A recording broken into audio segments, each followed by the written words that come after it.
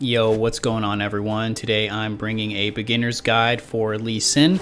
Really simple, really easy to use. I'm going to go over his basic abilities, his passive, what runes to go, and some really simple combos to get you started. Starting off with Lee Sin's passive, when you use an ability, you get attack speed. That's literally it. Lee Sin's Q is a skill shot.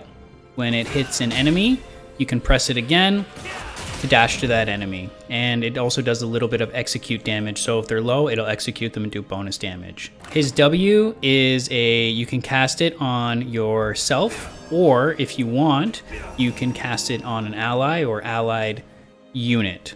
So you can dash to an ally and get a shield, press it again, and you get some bonus lifesteal on your next two autos. Alternatively, if you want to go to an ally unit like a ward, like so, you don't get the shield, so just be aware of that, and it goes on a longer cooldown. Lee Sin's E is an AoE ability that does damage, and when you activate it again, it slows enemies. And finally, Lee Sin's R. Lee Sin's R is a point-and-click ability, and it displaces or knocks back the enemy in the direction that you click it. So depending on where you're standing in reference to the enemy, that is the predetermined direction that they're gonna go. So if I'm standing behind them like this and I press the R, they're gonna go in that direction. Now if I'm standing in the other side, they're gonna go back this way. It does a little bit of AD damage, and that's all there is to it.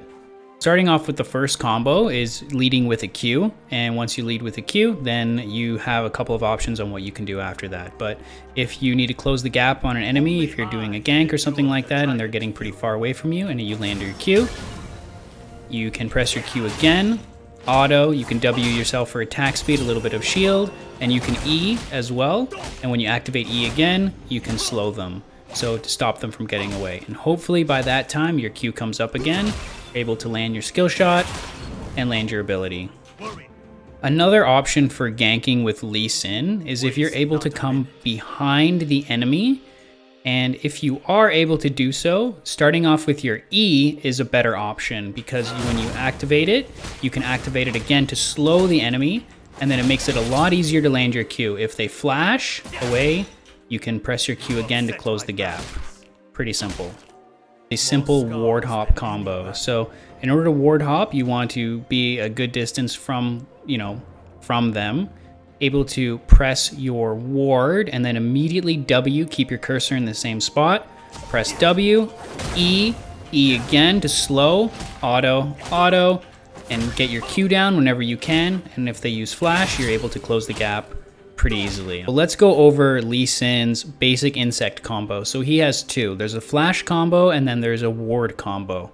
So if you are playing Lee Sin and you're in a situation where you want to get one of the enemies, you want to kick them backwards into your own team, the simplest combo is the flash combo, where if you land a Q, you press Q again, flash behind them, and then alt.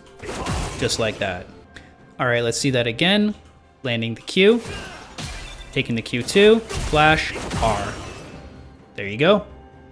Lee Sin's bread and butter insect combo is something that you're definitely going to need to practice a little bit before you bring it onto the Rift, because it is not the easiest thing to do in the world. So basically, it's very similar to the flash combo, except after you land your Q2, you need to ward hop behind them. Okay, but you can't ward hop too far away from them, and you got to put it in a good spot. So I'll break it down really slowly. So you press your Q, press your Q2, and then you want to put the ward behind them, immediately W, and then alt.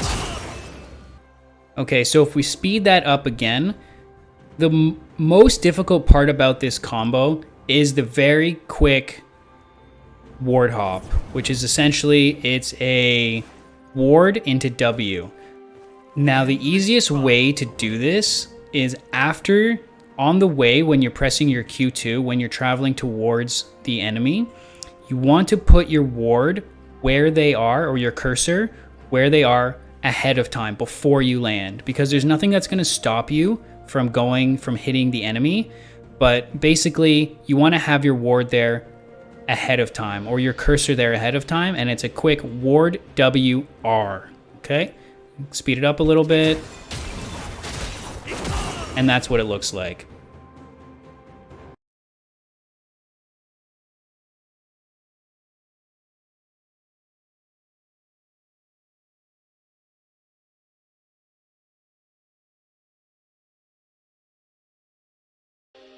Okay, so for practice, what I would recommend for this kind of combination is I would practice Q and then ward hopping and then R'ing to the enemy.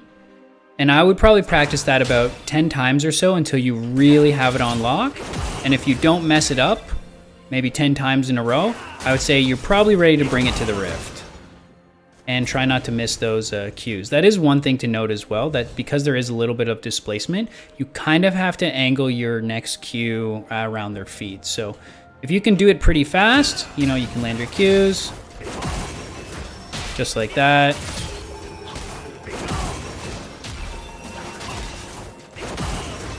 And you can do that successfully over and over again without kind of any errors, then I would say you're ready to do that on the Rift.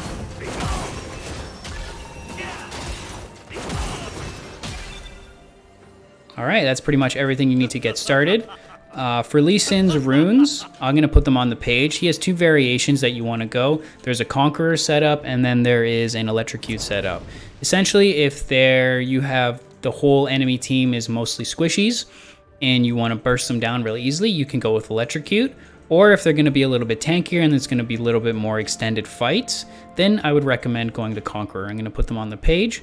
And yeah, good luck out there with your Lee Sin. Have some fun and give them a try.